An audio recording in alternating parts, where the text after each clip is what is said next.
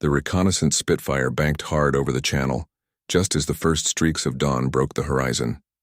Flight Lieutenant Tony Hill squinted through his canopy, searching for the telltale silhouette of a messmate that had been shadowing him since he crossed into French airspace. Nothing. The German fighter had simply lost him in the half-light, despite being less than 1,000 yards behind moments earlier. Hill's Spitfire wasn't painted the regulation sky blue or camouflage green that covered most RAF fighters. It was pink, flamingo pink to be precise, and that bizarre choice had just saved his life. By autumn 1940, RAF photo reconnaissance units faced a crisis that threatened Britain's ability to gather intelligence on German positions. Traditional fighter camouflage schemes, dark earth and green topsides with sky blue undersides, worked reasonably well during midday operations when aircraft blended against either ground or sky, depending on the observer's position. But reconnaissance missions operated under entirely different constraints. These unarmed Spitfires, stripped of guns and armor to maximize speed and range, flew alone deep into enemy territory. They couldn't fight. They couldn't hide in formation. Their only defense was not being seen at all. And the standard camouflage was getting pilots killed at an alarming rate during the golden hours when intelligence photography yielded the best results. The problem centered on timing. Reconnaissance sorties required specific lighting conditions. Too bright and shadows disappeared, making terrain analysis difficult. Too dark and cameras couldn't capture detail. The sweet spot occurred during what pilots called the magic hour, those precious minutes at dawn and dusk when the sun sat low on the horizon, casting long shadows that revealed troop movements, artillery placements, and fortification details. But this same lighting that made reconnaissance valuable also made aircraft catastrophically visible. Theoblique sunlight turned conventional blue-gray camouflage into a dark, easily spotted silhouette against the pink and orange sky. Losses mounted through late 1940. Photographic reconnaissance unit sorties from RAF Benson and RAF Wick were returning with bullet holes when they're turned at all. The Luftwaffe had worked out the timing patterns. German fighters began loitering at altitude during dawn and dusk, waiting for the lone Spitfires that arrived with clockwork predictability. On 12th of November 1940, 3 reconnaissance aircraft failed to return from separate missions over northern France. All 3 had been operating during twilight hours. The Air Ministry needed a solution, and they needed it quickly. Britain's entire intelligence apparatus depended on photographic reconnaissance. Without accurate imagery of German positions, invasion plans, and industrial targets, Bomber Command would be striking blind. The answer came from an unexpected quarter. Wing Commander Geoffrey Tuttle, commanding officer of the Photographic Development Unit at H, had been obsessing over the visibility problem for months.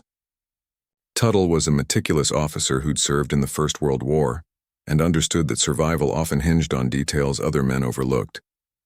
He'd been conducting informal experiments, holding colored cards against the sky at different times of day, noting which hues disappeared most effectively.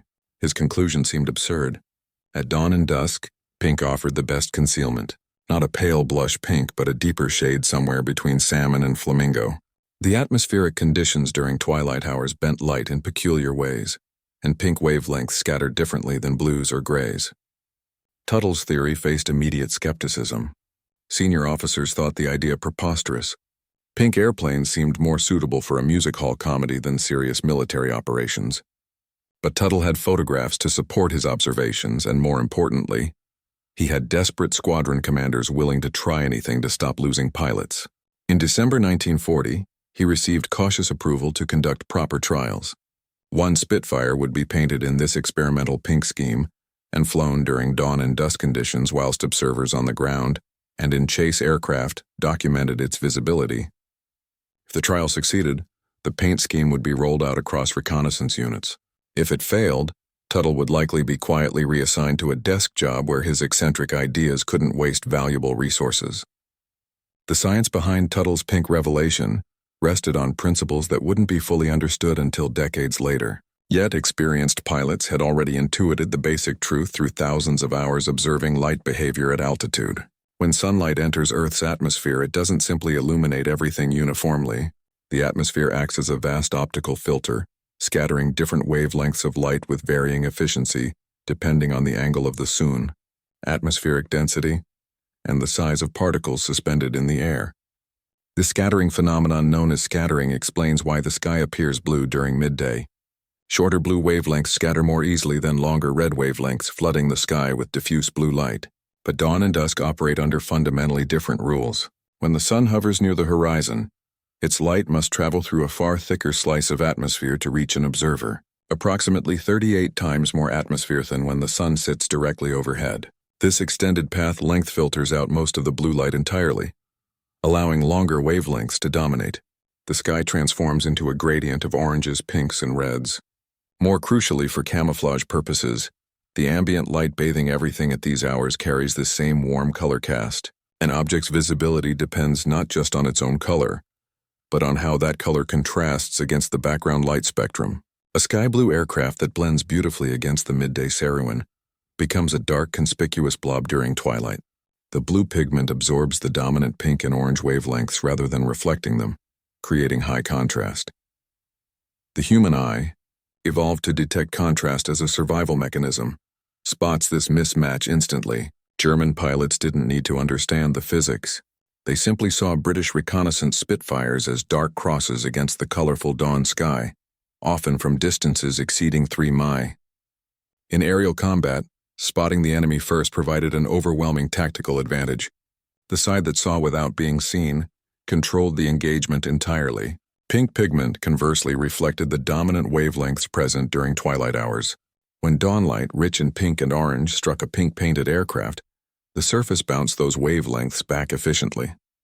The reflected light matched the background sky color temperature almost perfectly. This color harmony drastically reduced contrast, making the aircraft blend into the ambient environment. The effect wasn't perfect in visibility, but it reduced detection ranges significantly. Where a blue Spitfire might be spotted at 3 miles, a pink one might not be visible until within half a mile. In tactical terms, this meant the difference between a successful reconnaissance mission and an interception that ended with a pilot floating down over occupied France. The specific shade mattered enormously. Too pale, and the pink appeared washed out, creating a light patch against the richer sky colors. Too deep, and it darkened into a silhouette. Tuttle's experiments had identified a middle tone officially designated camouflage pink in later RAF documents, though pilots universally called it Mountbatten Pink after Vice Admiral Lord Louis Mountbatten, who championed similar schemes for naval vessels. The color sat somewhere between salmon and coral with enough saturation to match the typical dawn sky over northern Europe during spring and autumn months when reconnaissance operations intensified. Atmospheric conditions varied, of course. A clear dawn produced different color temperatures than an overcast one. Winter light skewed colder than summer light, but the pink scheme offered superior performance across a broader range of twilight conditions than any other color tested. Blue-gray worked adequately during one specific narrow band of lighting, but failed catastrophically outside that window. Pink degraded more gracefully even when conditions weren't optimal. It rarely created the stark silhouette effect that made conventional camouflage so dangerous during golden hour operations. The Germans, meanwhile, remained largely unprepared for this innovation. Luftwaffe doctrine trained pilots to scan for dark shapes against bright backgrounds, the universal signature of enemy aircraft throughout aviation history. Their visual search patterns, honed through hundreds of training hours, focused on detecting movement and contrast. Pink Spitfires disrupted both quests simultaneously. The unusual color reduced contrast, whilst the lack of sharp edges in the color-matched scheme made movement harder to track peripherally. German pilots occasionally reported ghost aircraft, fleeting glimpses of something that vanished when they tried to focus on it directly. A phenomenon caused by the pink camouflage interacting with the eye's differential sensitivity to color at the periphery versus the center of vision. Rafe Benson in Oxfordshire became the crucible where theory met practice in early January 1941. The station housed several photographic reconnaissance unit squadrons, and its paint workshops had already gained experience modifying standard camouflage schemes to improve survivability. Squadron leader Geoffrey de Havilland, cousin of the famous aircraft designer, supervised the initial trials with the methodical precision of a scientist conducting laboratory experiments. De Havilland was no ordinary pilot.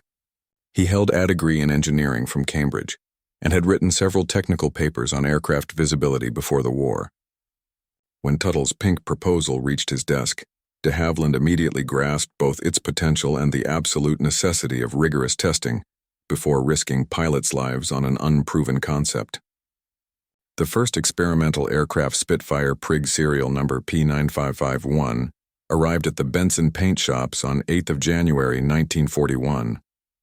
Ground crews stripped the existing camouflage completely, sanding the aluminum skin back to bare metal to ensure the new paint would adhere properly and present a uniform color.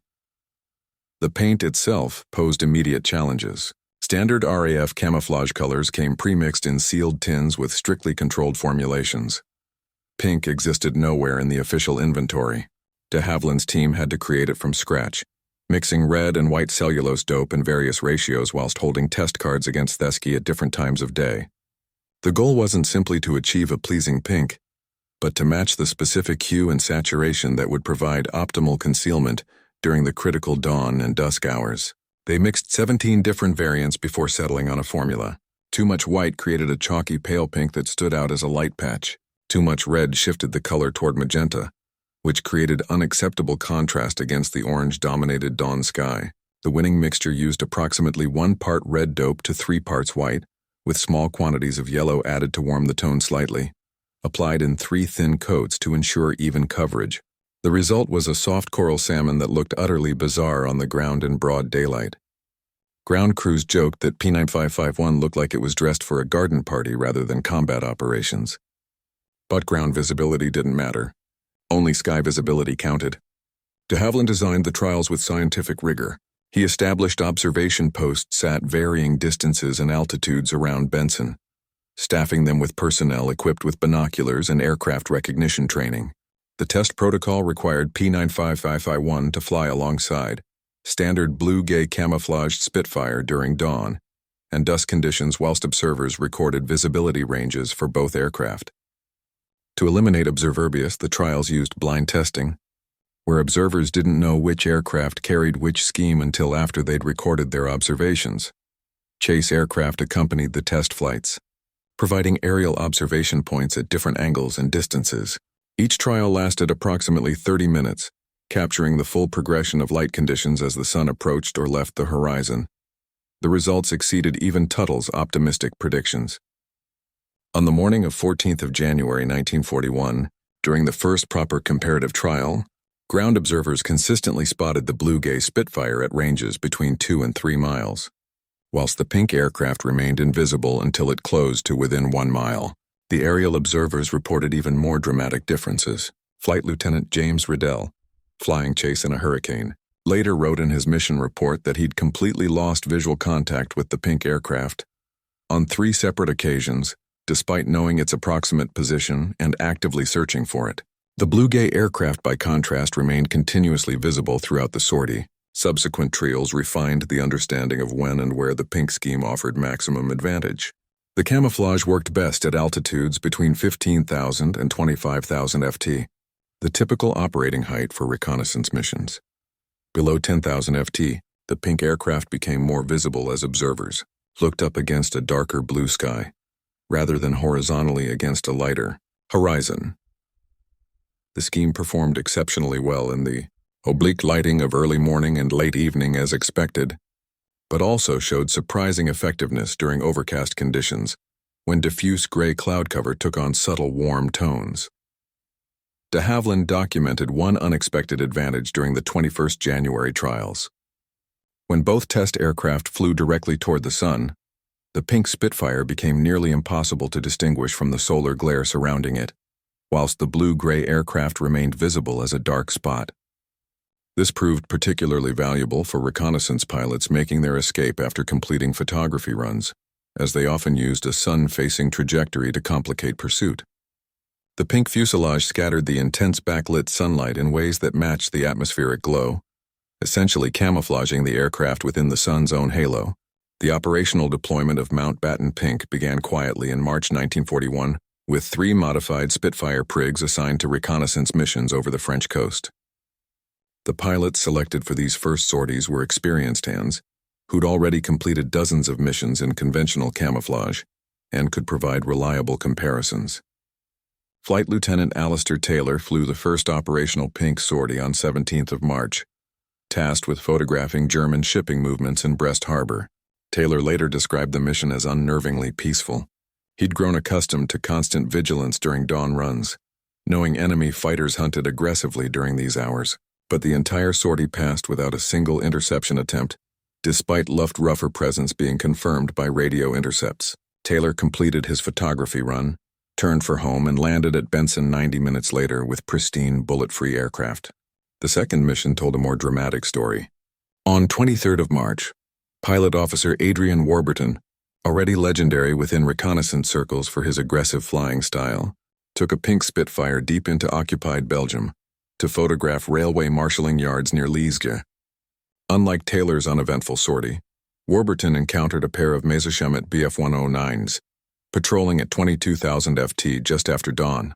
The German fighters passed within 800 YD, close enough that Warburton could see the lead pilot's head moving as he scanned the sky. But they never looked directly at him. The Messids continued their patrol pattern, apparently oblivious to the British aircraft operating almost within gun range. Warburton completed his photography, descended to lower altitude, where the pink scheme became less effective, and used his Spitfire's superior speed to outrun a belated interception attempt once the Germans finally spotted him over the coast.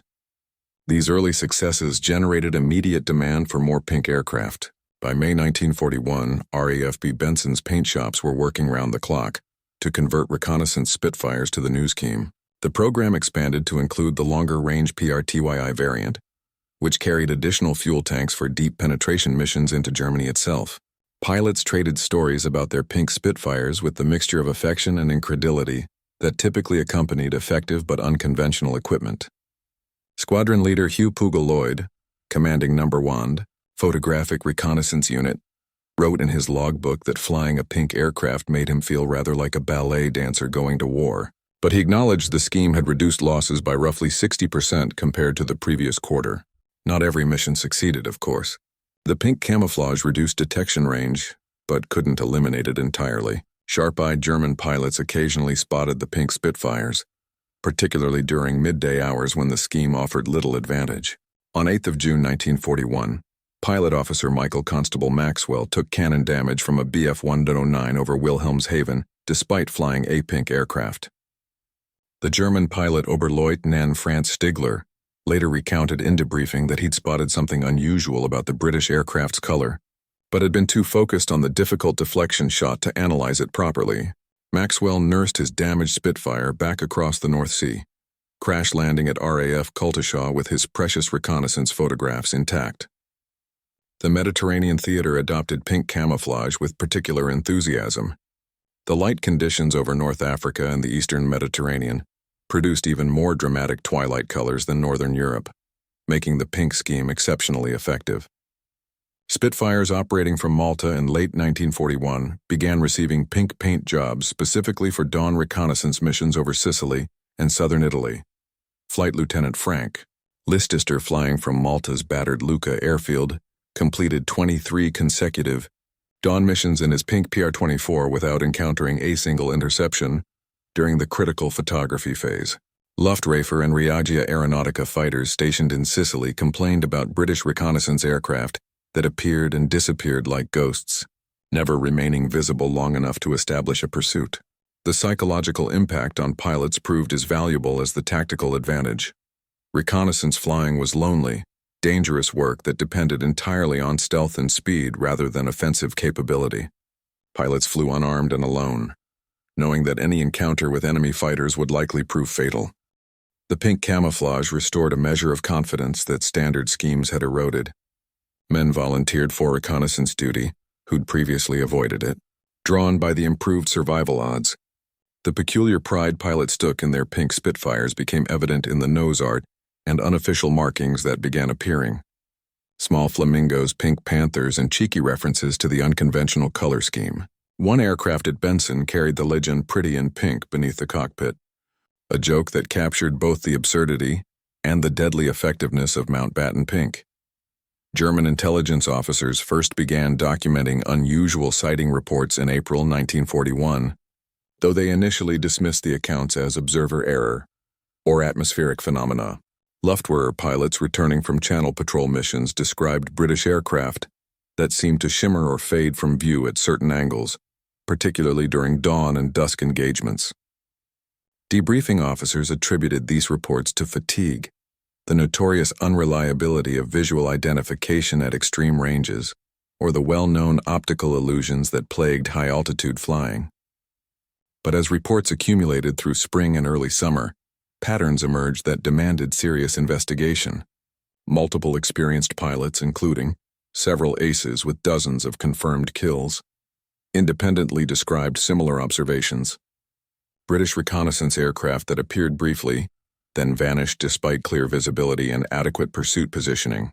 The breakthrough came in mid-June 1941, when Oberleutnant Wilhelm Balthasar, a highly decorated fighter pilot with 40 victories, managed to close within 300 yards of a reconnaissance Spitfire before it accelerated away. Balthasar's combat report noted something extraordinary. The British aircraft appeared to be painted in a reddish or pinkish color, rather than the standard blue-gray scheme. His ground crew initially laughed at the description, assuming the famous ace had finally cracked under operational stress. But Balthasar insisted on the accuracy of his observation, sketching the aircraft's appearance in his mission log, and demanding the report be forwarded to Fighter Command headquarters. When Luftwaffe intelligence cross-referenced his account with other recent sightings, they found 6 separate reports mentioning unusual coloration on British reconnaissance aircraft, all dated between March and June 1941. German technical intelligence scrambled to understand the innovation. Without captured examples or clear photographs, they were forced to theorize about both the color and its purpose. Some analysts suggested the British were using temporary paint schemes that washed off after missions, explaining why shot-down Spitfires consistently showed standard camouflage. Others proposed that atmospheric conditions over Britain created optical effects that made blue-gray aircraft appear pink under certain lighting. A theory that gained traction until pilots familiar with dawn and dusk operations pointed out they'd never observed such effects on German aircraft. The correct explanation that the British had deliberately developed twilight-specific camouflage seemed too innovative to credit.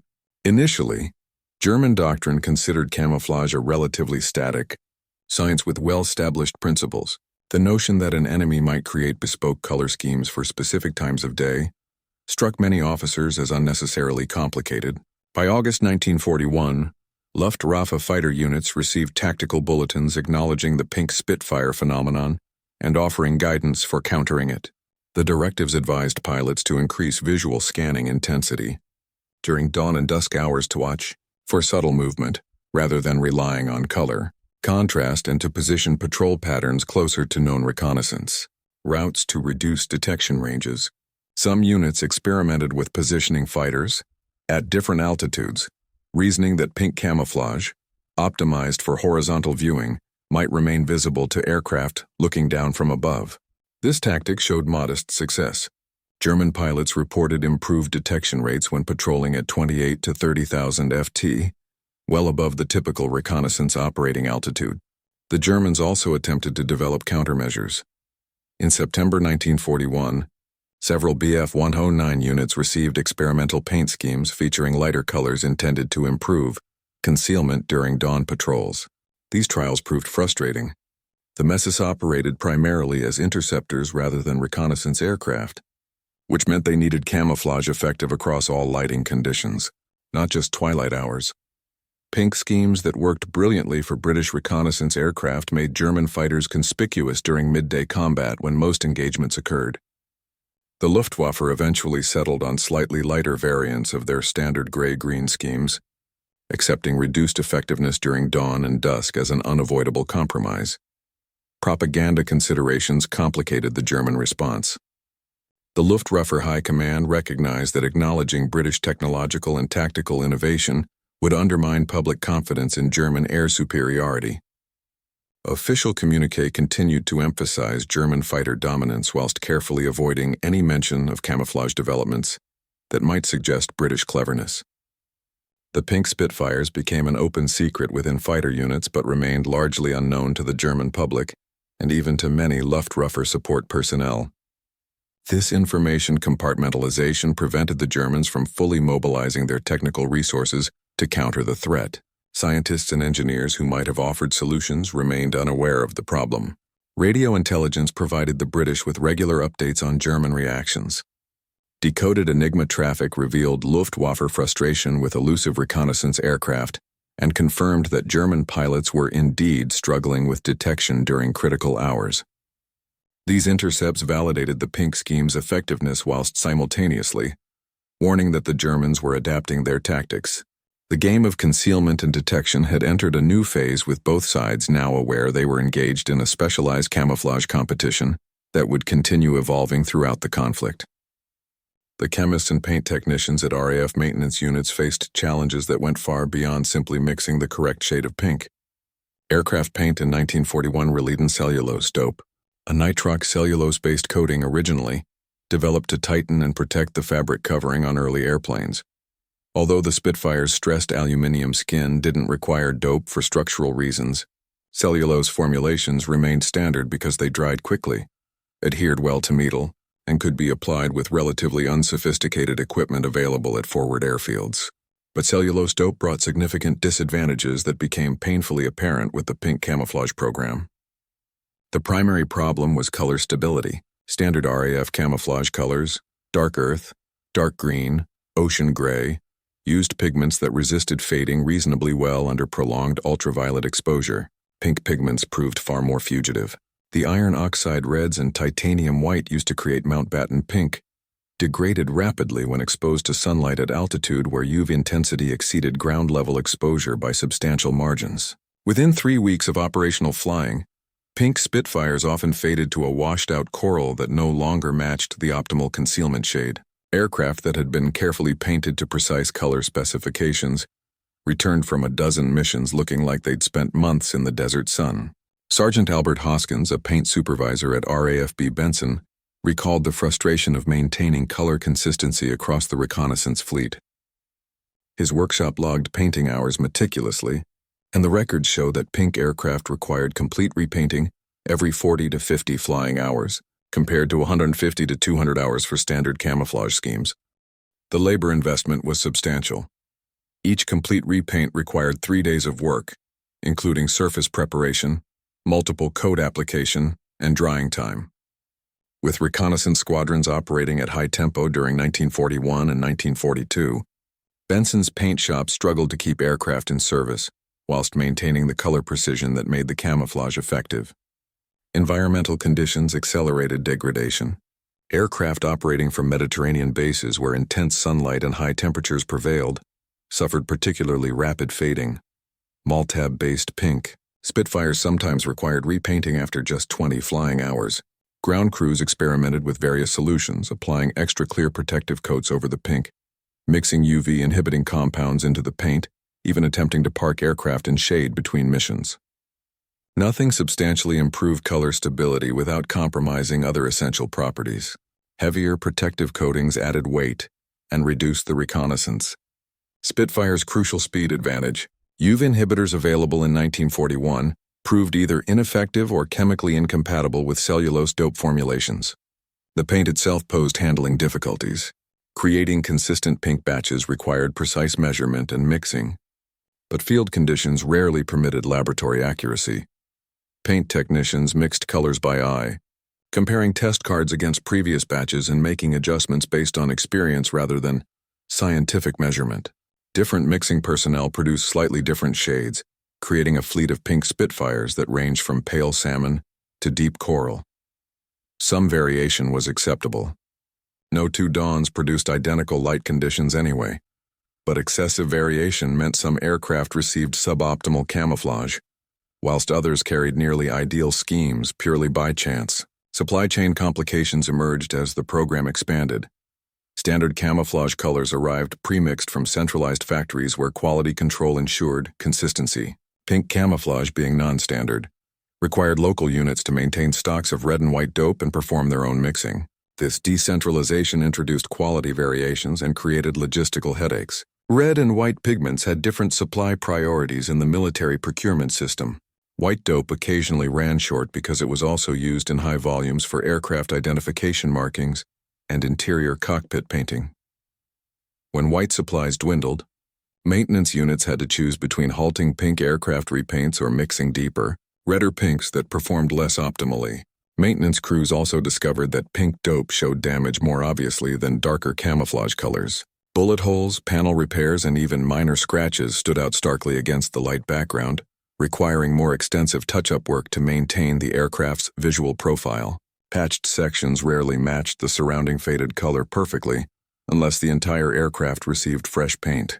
Corporal James Whitfield, an airframe fitter at Benson, noted in his diary that pink Spitfires looked constantly tatty compared to their dark camouflaged counterparts. Even though the reconnaissance aircraft generally suffered less combat damage than fighter variants, the visual evidence of wear and repair bothered pilots psychologically, making their aircraft appear less airworthy, even when structural integrity remained sound. The operational landscape that had birthed pink Spitfires began shifting fundamentally in late 1942 as Allied strategic priorities evolved. The reconnaissance missions that thrived on dawn and dusk concealment found themselves increasingly overshadowed by a different aerial imperative. Daylight bomber operations deep into German territory. The United States Army Air Forces had arrived in Britain in substantial numbers, bringing with them an unwavering doctrine of high-altitude precision bombing conducted in broad daylight.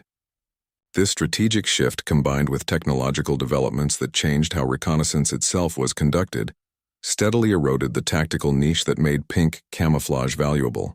The American bomber offensive demanded fighter escorts capable of accompanying B-17 and B-24 formations, all the way to targets in Germany and back range. Not concealment became the paramount requirement. Spitfire's even long-range variants lacked the fuel capacity for deep penetration escort missions. The North American P-51 Mustang, arriving in substantial numbers from mid-1943, offered the range necessary to protect bombers over Berlin. But escort fighters needed to be seen by the bombers they protected. Formation flying at 30,000 ft and potentially hostile airspace required visual contact with friendly aircraft. Pink camouflage that helped a lone Spitfire hide from enemies also made it difficult for Allied bombers to locate their escorts in the vast sky. Reconnaissance priorities shifted accordingly. While dawn and dusk photography remained valuable, the explosive growth of daylight bombing operations created urgent demand for bomb damage. Assessment photography conducted at midday when shadows revealed structural destruction most clearly. Targets hit by night raids needed to be photographed the following afternoon to assess whether follow-up missions were necessary. This midday reconnaissance occurred under lighting conditions where pink camouflage offered no advantage and sometimes proved actively detrimental, making aircraft more visible than conventional schemes. By January 1943, more than half of RAF reconnaissance sorties were flying in the middle of the day rather than during twilight hours. Technology also intervened. The introduction of the Spitfire PR.X variant in late 1942 brought significant improvements in speed and altitude performance. These aircraft routinely operated above 40,000 at FT, where extreme altitude provided protection superior to any camouflage scheme. At these heights, the aircraft's small size and the vast volume of sky made visual detection unlikely, regardless of color. Pilots flying PR. Tonk Spitfires reported that German fighters rarely attempted interception above $38,000 FT. The performance envelope of the Bf-109 and FW-1290 made high-altitude combat impractical. When protection came from altitude rather than concealment, the labor-intensive pink paint program lost its justification. The Mediterranean campaigns of 1943 further diminished pink camouflage utility. Operation Husky. The invasion of Sicily in July required massive photographic reconnaissance to map beaches, identify defensive positions, and track German reinforcements. But these missions flew in formation, often with fighter escort, during daylight hours when operational tempo could be maximized. The careful, solitary dawn reconnaissance missions that had characterized 1941 and 1942 gave way to systematic photography programs that prioritized comprehensive coverage over stealth. Aircraft flew in pairs or even larger groups, accepting the increased visibility in exchange for mutual defense and the ability to reforias if one aircraft's cameras malfunctioned. Maintenance burden provided another compelling reason to phase out pink schemes. As documented earlier, the color's rapid fading required constant repainting that consumed resources increasingly needed elsewhere. By mid-1943, RAF maintenance units were supporting the largest aerial offensive in history, while simultaneously preparing for the eventual invasion of France.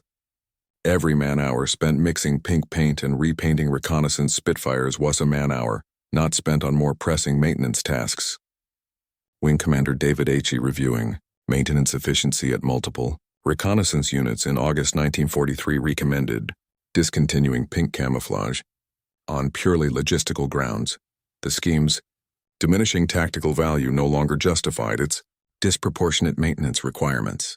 The final pink reconnaissance missions flew in autumn 1943, though exact dates remain unclear because the transition happened gradually rather than through a single directive.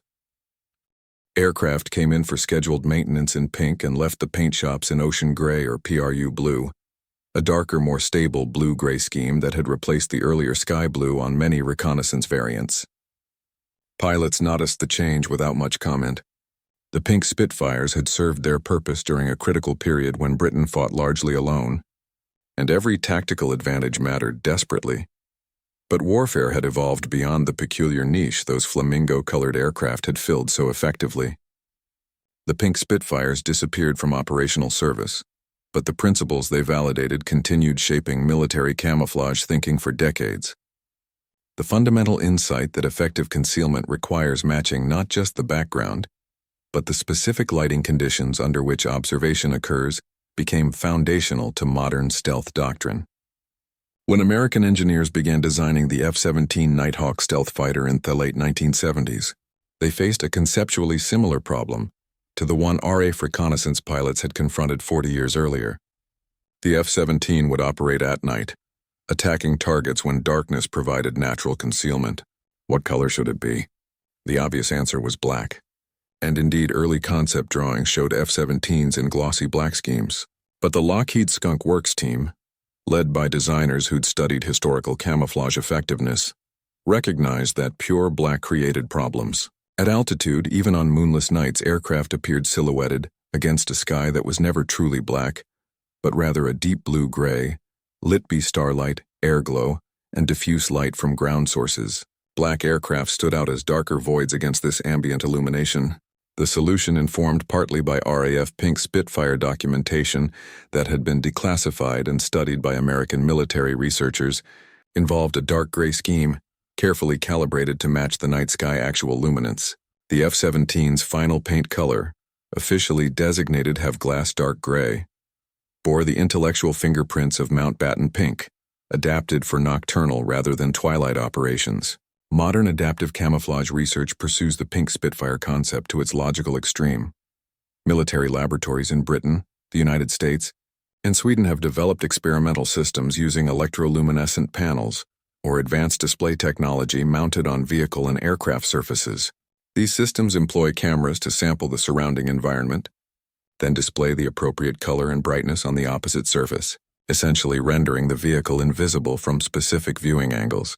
The BAE Systems adaptive system demonstrated on armored vehicles in 2011 can change its thermal and visual signature in seconds, matching backgrounds ranging from desert sand to forest vegetation. The conceptual lineage traces directly back to the insight that camouflage effectiveness depends on dynamic matching between object and environment rather than static color choice. Naval applications proved particularly receptive to the pink Spitfire lessons. Lord Mountbatten, whose name became synonymous with pink camouflage despite his involvement being largely coincidental, actually championed similar schemes for Royal Navy vessels operating in specific lighting conditions. Destroyers painted in pale gray pink hues during 1942, trials showed reduced visibility during dawn and dusk periods when submarines surfaced to charge batteries and attack convoys. The principle worked identically to aerial camouflage, matching the vessel's color to the dominant wavelengths present during twilight hours rather than optimizing for midday visibility, though naval pink schemes face the same maintenance challenges as aircraft paint and were eventually abandoned. Modern warship designers continue using light gray colors carefully calibrated for them. Airtime environments, typical lighting conditions. The broader legacy extends to understanding perception itself.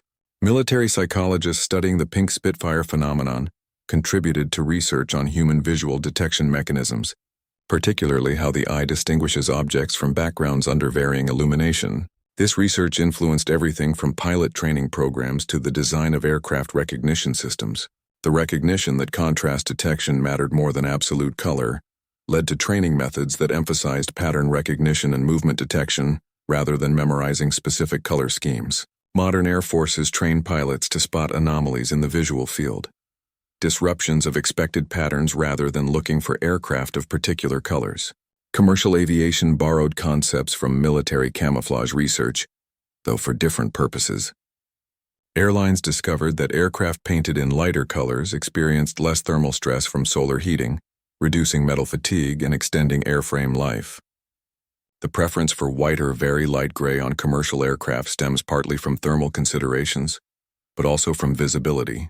Airliners need to be seen by other traffic for collision avoidance, the opposite priority from military reconnaissance.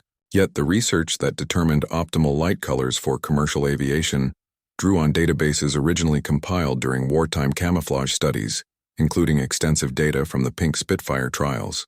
The cultural legacy persists in aviation communities where the Pink Spitfire story remains beloved for its combination of absurdity and effectiveness. Air shows occasionally feature Spitfires painted in Mountbatten pink, delighting crowds who expect the graceful fighters in traditional colors. Aviation museums debate the historical accuracy of pink schemes when restoring period aircraft. Documentation about which specific aircraft received pink paint and when remains incomplete. The RAF Museum at Hendon maintains a Spitfire PR Douandine, painted in authentic Mountbatten pink, one of the few preserved examples of this unusual camouflage. Visitors invariably stop and stare, drawn by a color that seems fundamentally wrong on a warplane, yet represents genuine innovation born from operational necessity. Those flamingo-colored fighters, ridiculous as they appeared on the ground, prove that warfare sometimes rewards the unconventional thinker, willing to challenge assumptions about how things should look. The invisible pink Spitfires that haunted German-occupied skies during dawn hours in a 1941 taught lessons that continue, resonating wherever concealment matters and flight behaves in predictable but unexpected ways.